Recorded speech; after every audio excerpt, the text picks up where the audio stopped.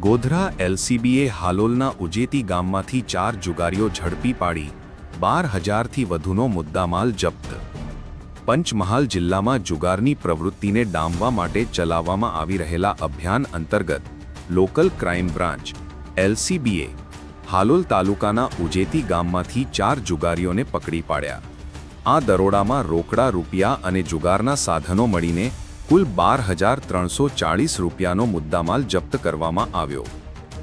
Godhra એલસીબીના constable Ketankumar દેવરાજભાઈને ખાનગી બાતમી મળી હતી કે ઉજેતી ગામના નાયકનગરી ફળિયામાં કેટલાક ઈસમો સ્ટ્રીટ લાઇટના અજવાળે જાહેરમાં પત્તા પાનાથી જુગાર રમી રહ્યા છે.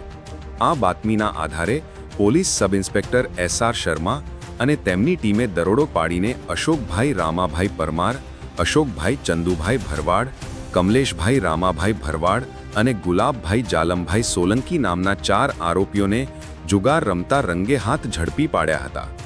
તેમની પાસેથી અંજડતી અને દાવ પરથી કુલ 12,340 રૂપિયા અને જુગારના સાધનો જપ્ત કરવામાં આવ્યા હતા. આરોપીઓ વિરુદ્ધ જુગાર ધારા હેઠળ કાયદેસરની કાર્યવાહી કરીને હાલોલ રૂરલ પોલીસ સ્ટેશનમાં ગુનો દાખલ કરવામાં આવ્યો છે.